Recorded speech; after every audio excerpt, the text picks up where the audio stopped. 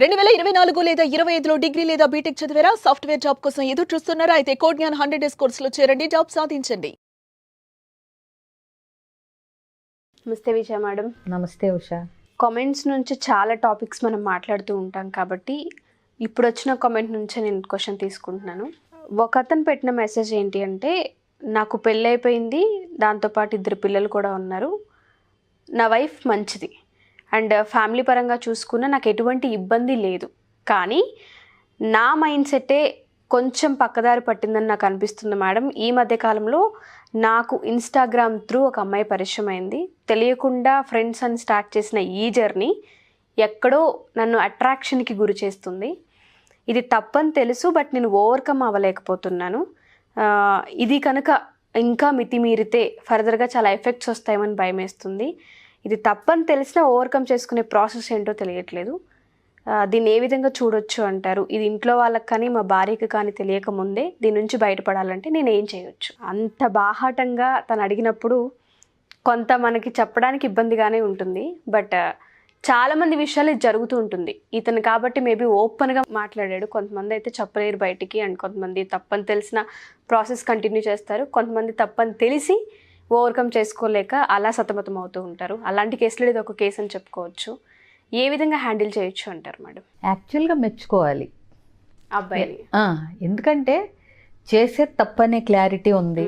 అంటే అట్రాక్ట్ అయిపోతున్నాను అనేది, బట్ అవ్వకూడదు, ఇది ఇంకా ముందుకెళ్తే ఫ్యామిలీకి మొత్తానికి ప్రాబ్లమ్స్ వస్తాయి, నేను చేసే పని కరెక్ట్ కాదు అనేది అబ్బాయికి తెలుస్తుంది. సో ఫస్ట్ అందుకు మెచ్చుకోవాలి. 2, దీని నుంచి ఎలా ఓవర్కమ్ అవ్వాలి అనే క్వశ్చన్ వేసాడు చూడండి. ఇది కూడా ఏంటంటే ఒక రకంగా బయటపడాలని ఆలోచిస్తున్నాడు కదా. సో ఓకే, ఇప్పుడు మనిషి అన్నాక తప్పులు, ప్రలోభాలు, మనస్సు అనేది కోతి లాంటిది, ఆడిస్తూ ఉంటుంది.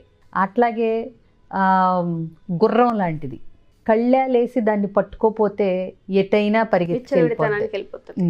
కాబట్టి సో ఇప్పుడు ఇతనికి కళ్ళాలు వెయ్యాలి అని ఉంది, కానీ ఎలా వెయ్యాలి ఏంటి అనేది తెలియదు. కాబట్టి తెలుసుకుని మారదాం అనుకుంటున్నాడు. కాబట్టి ఎప్పుడు మంచి మార్కులే ఇవ్వాలి. మరి అంటే ఎందుకు అట్రాక్ట్ అయ్యావు, అది తప్పు కదా అనే కంటే, ఒక అట్రాక్షన్ అనే ఊబిలోకి వెళ్ళిపోతున్నాను, అందులోంచి బయటికి రావాలి అని తెలుసుకుంటున్నాడు. కాబట్టి ఆల్వేస్ మంచి పరిణామమే.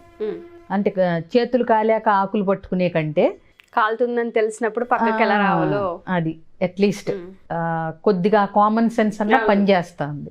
ఇకపోతే ఎక్కడో చదివాను నేను, ఏదో సినిమాలో కూడా విన్నాను, కళ్ళు వెళ్ళిన చోటకల్లా మనసు వెళ్ళకూడదు, మనసు వెళ్ళిన చోటకల్లా మనిషి వెళ్ళకూడదు. ఇప్పుడు కళ్ళు చూస్తాయి ఒక అందమైన అమ్మాయినో, సరే ఇతను చూసాడో లేదో, ఇప్పుడు ఇన్స్టాగ్రామ్లో సోషల్ మీడియాలోంచే వచ్చేస్తున్నాయి కదా. సో జనరల్గా ఏమంటారంటే చూసిందల్లా కావాలనుకోకూడదు మన మనసు. కావాల్సిన దానికోసం ఒకవేళ కావాలని అనుకున్నా దాన్ని క్యాప్చర్ చేయటానికి ట్రై చేయకూడదు. ఫర్ ఎగ్జాంపుల్, ఒక అమ్మాయి ఉంది, నీకు చూడగానే నచ్చింది, బట్ నచ్చింది కదా అని చెప్పి నువ్వు పరిచయం పెంచేసుకుని ఎఫ్ఐఆర్ పెట్టుకోవటానికి లేదు కదా. నచ్చింది మనసులో ఉంచుకోవాలి, ఆ తర్వాత ఆ అట్రాక్షన్ నుంచి బయటికి రాగలగాలి. సో ఇప్పుడు ఈ సోషల్ మీడియా వచ్చాక కొద్దిగా మార్చాలేమో. చాటింగ్ చేసినంత మాత్రాన మనసు వెళ్ళకూడదు అని చెప్పి, కళ్ళతో చూడటం లేదు కదా ఇప్పుడు. అవును. సో ఈ చూసిన అవి నిజం ఫోటోలో కాదో మనకు తెలియదు. ఈ కేసులు ఎన్ని చూసాము, ఏది ఫాల్స్ ఫొటోస్ పెట్టుకుని అట్రాక్ట్ చేసి మోసాలు, ఇవి కూడా చూస్తానే ఉన్నాం. సో అందుకని ఇప్పుడు విషయం ఏంటంటే, సో బయటికి రావాలనుకుంటున్నాడు. అసలు ఫస్ట్ ఆఫ్ ఆల్ ఈ అట్రాక్షన్ అనేది కలుగుతూ ఉంది. స్లోగా ఈ చాటింగ్ అనేది ఒక వ్యసనం కింద మారుతూ ఉంది ఇప్పుడు జనరేషన్కి అంతటికీ కూడా. మామూలుగా ఏ పనైనా మళ్ళీ మళ్ళీ చేస్తూ ఉంటే అది అవసరానికి మించి చేస్తున్నప్పుడు అది ఎడిక్షన్ కిందే అనాలి మనం. చాటింగ్లు చేసేటప్పుడు ఇదివరకు కూడా ఒకసారి దీని గురించి మాట్లాడుకున్నాం మనం, కాకపోతే వేరే సందర్భం. చాటింగ్ చేసేటప్పుడైనా సరే, మెసేజ్లు పెట్టుకునేటప్పుడైనా సరే, ఫోన్ కాల్స్ అన్నోన్ పర్సన్తో త్రూ ఫోన్ మాట్లాడేటప్పుడైనా సరే, ఒక లైన్ దాటుతున్నప్పుడు మనకి ఖచ్చితంగా తెలుస్తుంది మన లోపల.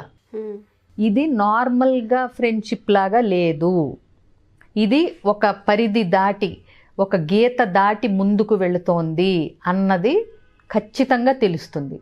నువ్వు ఆ రోజునే స్టెప్స్ అంటే టిప్స్ కానీ స్టెప్స్ కానీ ఆ రోజు నుంచే పాటించాలి. ఇమ్మీడియట్గా మన ఉద్దేశం ఏంటి, మనం ఎందుకు ఇలా అట్రాక్ట్ అవుతున్నాం, దీని పర్యవసానాలు ఏంటి అనేది ఆ రోజునే ఆలోచించగలగాలి. లేదంటే బాగా కూరుకుపోయిన తర్వాత ఊబిలాగా బయటికి రావడం కష్టం అవుద్ది. సో ఎప్పుడైతే బౌండరీస్ దాటుతున్నామని తెలిసినప్పుడే యాక్చువల్గా చాట్ చేసేటప్పుడు సూపర్ఫిషియల్ విషయాలు మాట్లాడుకున్నంతసేపు ఇబ్బంది ఏం లేదు. అంటే ఏంటి, మీ ఎక్కడ ఉద్యోగం చేస్తారు, మీ హస్బెండ్ ఏం చేస్తారు, మీ వైఫ్ ఏం చేస్తారు, ఏదో ఇట్లాంటి సూపర్ఫిషియల్గా మీటింగ్స్ ఎక్కడ ఏంటి అనేది. అంటే కొంతమంది అఫీషియల్గానో ఎక్కడో స్టార్ట్ అయ్యి కొంచెం డీప్గా వెళ్తూ ఉంటాయి. బట్ పర్సనల్గా వెళ్తున్నాయి అవి. అంటే మీకేమి ఇష్టం, మీరు ఎలా ప్రిఫర్ చేస్తారు, మీకు ఏది నచ్చుతుంది, ఇట్లా కొంచెం డీప్గా పర్సనల్ విషయాలు. అట్లాగే మా ఆవిడకి ఇది ఇష్టం ఉండదు, మా హస్బెండ్కి ఇలా చేస్తే నచ్చదు అని ఇంటి విషయాలు ఇవన్నీ ఎప్పుడైతే షేర్ చేసుకుని వెళ్తున్నాయో, అంటే పైన కాకుండా డీప్గా, అప్పుడే కట్ చేయగలగాలి. ఓకే, ఇదొకటి. రెండోది, కొంతమందికి ఏం చేస్తారు, ఇప్పుడు ఈయన ఫ్రాంక్గా ఒప్పుకున్నారు, ఏంటి మా ఇంట్లో నాకు నా వైఫ్తో ఏం ప్రాబ్లం లేదు, అంతా బాగుంది అని.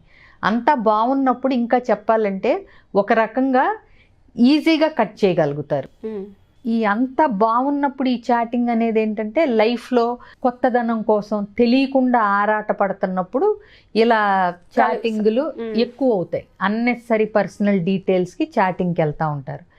బట్ ఈ చాటింగ్ నేను చెప్పాను కదా, ఎక్కడైతే లైన్ దాటుతున్నామో అని తెలుస్తుందో వెంటనే కట్ చేసి, నీకు ఈ కొత్తదనం, నీకున్న ఈ ఉత్సాహం, నీకున్న ఈ ఎక్స్ప్లోరేషన్ ఏదైతే ఉందో దాన్ని చాటింగులతో, లేడీస్తో వీటి మీద కాకుండా వేరే న్యూ స్కిల్స్ మీదకి కనుక మనసు మళ్ళించుకోగలరా, అదొకటి ఆలోచించుకోవాలి.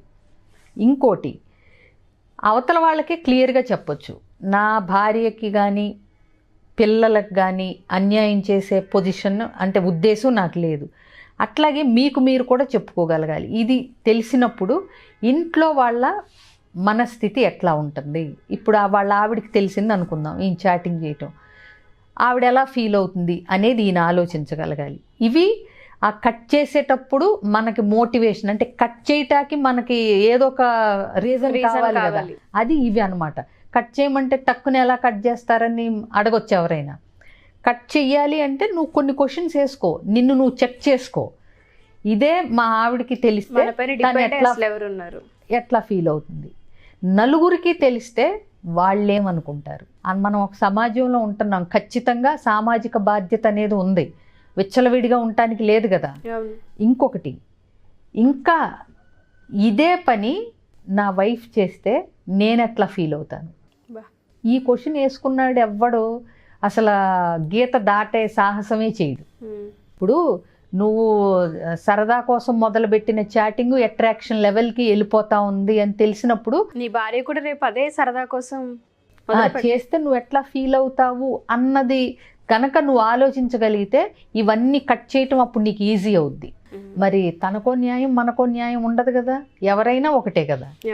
అట్లాంటప్పుడు నువ్వు ఇంటి దగ్గర అంత బాధ్యతగా నీ కోసం బ్రతికే నీ భార్య పిల్లల్ని కనుక నువ్వు ఇట్లా నెగ్లెక్ట్ చేసి ఇలాంటి పక్కదారులు పడుతూ ఉన్నాము అని తెలిసినప్పుడు మొగ్గలోనే తుంచేయగలగాలి. మొక్కై వంగనిది మానై వంగున అని ఇంకా డీప్గా వెళ్ళిపోయినాక, అమ్మాయిని పర్సనల్గా కలిశాక, రెస్టారెంట్స్ చుట్టూ తిరిగిన తర్వాత ఇంకా ఏదో ఎఫ్ఐఆర్ రేంజ్కి వెళ్ళిపోయేదాకా తీసుకెళ్ళి అప్పుడు నా కాపురం నాశనం అయిపోతుందంటే ఇందాకన్నట్టు చేతులు కాలిపోతాయి.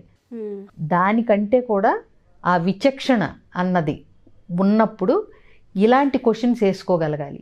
పిల్లల మీద ఈ ఎఫెక్ట్ ఎట్లా పడుతుంది, నువ్వేం నేర్పిస్తున్నావు, సభ్య సమాజానికి మెసేజ్ ఇవ్వటం సంగతి పక్కన పెడితే ఇంట్లో వాళ్ళకి ఏం మెసేజ్ ఇస్తున్నావు. రేపొద్దున రిలేషన్షిప్ మీద ఒక ట్రస్ట్ అనేది పిల్లలకి తెలిసిన రోజున మా నాన్న ఇట్లా చేస్తున్నాడని ఆ ఇంపాక్ట్ ఎంతో ఉంటుంది.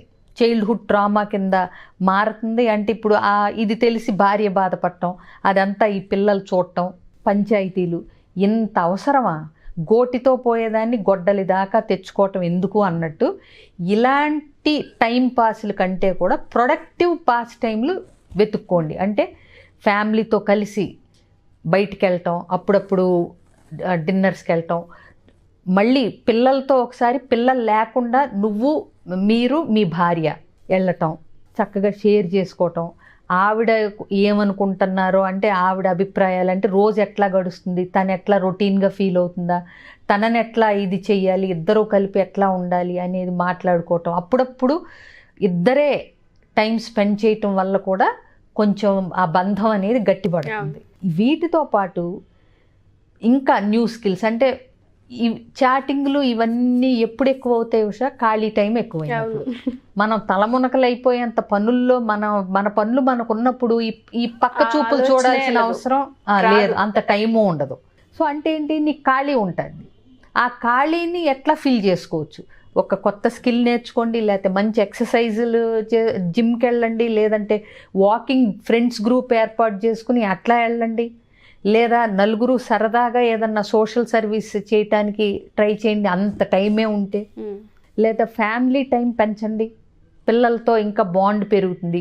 వాళ్ళు అసలు ఏ విధంగా ఆలోచిస్తున్నారు, వాళ్ళ ఆలోచన విధానం ఎట్లా వెళ్తుంది, ఇవన్నీ తెలుసుకోవటానికి కూడా ఫ్యామిలీ టైము, ఫ్యామిలీ రిచువల్స్ కొన్ని ఏర్పాటు చేసుకుంటే కనుక అది చాలా బాగుంటుంది. ఫ్యామిలీ రిచువల్స్ ఎట్లా ఏర్పాటు చేసుకోవాలనేది ఒక వీడియో కూడా మనం మాట్లాడదాం, ఇది చాలా ఇంపార్టెంట్. సో ఇలా కొత్త స్కిల్స్ నేర్చుకోవటం, లేదా కెరీర్లోనే ఎదగటానికి ఉపయోగపడే ఏదన్నా ఒకటి నేర్చుకోవటం, సో మన అప్గ్రేడ్ అవటం అంటాం. పొజిషన్ అప్గ్రేడ్ అవ్వాలంటే మన స్కిల్స్ ఎప్పటికప్పుడు పెంచుకుంటూ ఉండాలి, అవుట్డేటెడ్ అయిపోకుండా ఉండాలంటే ఇట్లా చేయటం. అలాగే ఏదైనా సరే నలుగురు మెచ్చి నీ మనసుకు నచ్చే కాలక్షేపాన్ని ఎంచుకున్నప్పుడు ఏ ప్రాబ్లము ఉండదు. సో ఆ కాలక్షేపం నీ అప్గ్రేడేషన్కి, జీవితంలో నీ ఎదుగుదలకు కూడా తోడ్పాటు అయ్యేలాగా కాలక్షేపాన్ని లేదా ఒక కోర్స్ని ఇలాంటివి ఎంచుకుంటే ఇంకా బెటర్ కదా. లేదు మనకు చాలా ఫ్రీ టైం ఉంది, చక్కగా సోషల్ సర్వీస్ చేయండి. ఏదో అంటే ఎంతసేపు తీసుకోవటం కాదు, ఇవ్వాలి, లేదంటే లావ్ అయిపోతాం అంటారు కదా. ఓకే, సో అట్లా మన కంట్రిబ్యూషన్ ఏదన్నా ఉందా? అట్లాగే ఫ్యామిలీ ఫ్రెండ్స్ గ్రూప్ ఏర్పరచుకోండి. అంటే వీకెండ్స్ 4 ఫ్యామిలీస్ కలిసి ఏదన్నా సరదాగా పొద్దునెళ్ళి సాయంత్రం వచ్చేలాగా, అంటే ఇట్లా healthy time pass which enhances your bonds, relationships. ఇప్పుడు ఈ చాటింగ్ అనేది ఏమవుతుంది, నీ ఉన్న రిలేషన్షిప్ను కూడా పెకిలించి వేసేదిలాగా అవుతుంది. అలా కాకుండా నీ రిలేషన్షిప్, నీ ఫ్యామిలీతో, నీ నెక్స్ట్ అంటే భార్య పిల్లలే కాకుండా తల్లిదండ్రులతో, అత్తమామలతో, అట్లాగే నైబర్స్తో, సో ఇట్లా విశాలంగా చేసుకుంటూ నీ కాలక్షేపాన్ని ఒక బాండింగ్ పెంచుకునేలాగా, ఒక రిలేషన్షిప్ని పటిష్టం చేసేలాగా ఉండే కాలక్షేపాలు ఎంచుకోవాలి. ఎగ్జాక్ట్లీ. సో ఇది చేస్తున్నప్పుడు ఎంతో కొంత, ఇప్పటికైతే మాత్రం ఈ కామెంట్ పెట్టిన ఆయనకి ఏంటంటే డైరెక్ట్గా ఇది నడవదు, ఇంక నుంచి నేను దీన్ని స్టాప్ చేసేద్దాం అనుకుంటున్నాను అని చెప్పటం, డిలీట్ అయిపోవటం, మెసేజ్ నంబర్ కూడా డిలీట్ చేసేయటం, వీలైతే నంబర్ కూడా మార్చేసుకోవటం. ఇన్స్టాగ్రామ్ అయితే కనుక ఇన్స్టాగ్రామ్ అకౌంట్ క్లోజ్ చేసేయటం. ఇవి ఖచ్చితంగా కటువుగా ఇవి చేయలేకపోతే ఇంకా ఏదో ఒక ప్రమాదం వచ్చే వరకు వెయిట్ చేయటం అనవసరం. చేసేది తప్పని తెలుసు కదా, అదొక గుడ్ క్వాలిటీ. ఇలాగే కంటిన్యూ అయితే పరిస్థితి చెయ్యి దాటిపోద్దని తెలుస్తుంది కదా, ఇదొక మంచి లక్షణం. ఇప్పుడు చేయాల్సిందల్లా వెంటనే కూకటి వేళ్లతో సహా ఆ చిన్న మొక్కగా ఉన్నదాన్ని కలుపు మొక్క అని తెలిసిన తర్వాత ఇంకొన్ని రోజులు ఆగుదాం, కొంచెం నీళ్లు పోద్దాం అని అనుకోం కదా మనం. ఎప్పుడైతే కలుపు మొక్క కనిపించిందో వెంటనే పీకి పారేస్తాం. సో ఇప్పుడు ఈ కలుపు మొక్క లాంటి ఆలోచన, చాటింగ్ని వెంటనే పీకి పడైపోతే మళ్ళీ ఇది విత్తనాలు వేసి ఇంకో 4 కలుపు మొక్కలు వచ్చి అప్పుడు కష్టం అవుతుంది. అందుకని వెంటనే పీకేయండి. Thank you ma'am, thank you so much. మీరు అన్నట్టుగా ఏదైతే చెప్పారో అటు భార్యకు తెలిసిన, పిల్లలకు తెలిసిన, సమాజంలో చూసిన వీటన్నిటి గురించి మనం ఆలోచించినప్పుడు తెలియకుండానే ఎక్కడో ఖచ్చితంగా మీరు అన్నట్టుగా ఆ నెగిటివ్ ఏదైతే ఉంటుందో తీసి పక్కన పెట్టడానికి వాళ్ళకు ఒక మోటివేషన్ దొరుకుతుంది ఖచ్చితంగా. చూద్దాం, అంత ఓపెన్గా తను అడిగారు కాబట్టి మారతాడనే ఆశిద్దాం. Thank you so much ma'am. మీరు అన్నట్టుగానే కోపం నుంచి వచ్చే అనర్థాలు చాలా ఎక్కువగా ఉంటాయి, వాటి ఇంపాక్ట్ కూడా అవతల వ్యక్తికి చాలా బాధనిచ్చే విధంగానే ఉంటూ ఉంటాయి. ఆ విచక్షణ ఎప్పుడైతే ఉంటుందో, ఆ ఇంగిత జ్ఞానం, ఆ పల్స్ ఎప్పుడైతే మనం పట్టుకోగలుగుతామో ఖచ్చితంగా ప్రాబ్లం అనేది చాలా ఈజీగా సార్ట్ అవుట్ అవుతూ ఉంటుంది. ఇలా చాలా మందికి చాలా ప్రాబ్లమ్స్ ఉంటూ ఉంటాయి. ఒక యాంగర్ ఇష్యూస్ అనే కాదు, ఒక్కొక్కరికి ఒక్కొక్క ఏరియాలో ఒక్కొక్క ప్రాబ్లం ఉంటూ ఉంటుంది. వాటిని ఏ విధంగా ఓవర్కమ్ చేసుకోవాలో తెలియదు, కొంతమందికి ఏ విధంగా కమ్యూనికేట్ చేయాలో తెలియదు, కొంతమందికి ఏ విధంగా ప్రాసెస్ స్టార్ట్ చేయాలో తెలియదు, కొంతమందికి మైండ్ సెట్ పైన చాలా రకరకాల ఆలోచనలు ఉంటూ ఉంటాయి. వీటన్నింటికి సంబంధించి ఇఫ్ ఇన్ కేస్ మనతో సెషన్ కావాలి అనుకున్నా, పర్సనల్గా లేదా ఏదైనా కౌన్సిలింగ్కి సంబంధించి ఒక క్లాస్ కావాలి అనుకున్నా, వర్క్షాప్ కావాలి అనుకున్నా, ఏ విధంగా ఉంటుంది, ఏమైనా ప్లాన్ చేసే అవకాశం ఉందా మీరు? అండ్ రీసెంట్గా నాతి చరామి స్టార్ట్ చేస్తారు కాబట్టి దానికి సంబంధించి ఏమైనా క్లాస్ అనుకుంటున్నారా? కౌన్సిలింగ్ ఆన్లైన్, ఆఫ్లైన్, ఇండివిజువల్గా ఇవన్నీ స్క్రీన్ మీద కనిపిస్తున్న నెంబర్కి కాంటాక్ట్ చేస్తే డీటెయిల్స్ తెలుస్తాయి. ఇకపోతే ఈ నాతి చరామి అన్నది ఒక సిరీస్ లాగా స్టార్ట్ చేయటం జరిగింది. అంటే కపుల్స్కి especially family and marriage counselling topics ఉంటాయి దాంట్లో. ఓకే. సో ఆ బేసిస్ మీద ఎన్హాన్స్ యువర్ మ్యారేజ్ అని చెప్పి ఒక సెషన్ అనుకోవటం జరిగింది. సో అది కపుల్స్ ఎట్లా వాళ్ళ యొక్క దాంపత్యాన్ని కానీ ఎట్లా ఇంకా మెరుగుపరుచుకోవచ్చు, ఉన్న చిన్న చిన్న లోపాలని అవన్నీ సరి చేసుకుని ఎట్లా క్వాలిటీ ఆ మ్యారేజ్ లైఫ్ ఎట్లా లీడ్ చేయొచ్చు. ఎందుకంటే ప్రతి మ్యారేజ్లోనూ చిన్న చిన్నవి ఉంటానే ఉంటాయి, ఎవరి దానిలో అయినా, నీదైనా నాదైనా ఎవరిదైనా సరే. బట్ వాటిని కరెక్ట్ చేసుకుంటూ అవగాహన పెంచుకుంటూ బెటర్గా ఎట్లా చేసుకోవచ్చు మన మ్యారీడ్ లైఫ్ని అన్న కాన్సెప్ట్ మీద ఎన్హాన్స్ యువర్ మ్యారేజ్ అని చెప్పి మండే నుంచి స్టార్ట్ చేయటం జరుగుతుంది. 30th January నుంచి. సో ఒక 10 రోజులు ఉంటుంది కంటిన్యూగా, 10 days, ఒక సండే బ్రేక్. సో దీనికి ఎట్లా ఎన్రోల్ చేసుకోవాలి, ఈ డీటెయిల్స్ అన్నీ కూడా స్క్రీన్ మీద కనిపిస్తున్న నెంబర్ కాంటాక్ట్ చేస్తే చెప్తారు. Sure ma'am. Thank you ma'am. Thank you so much.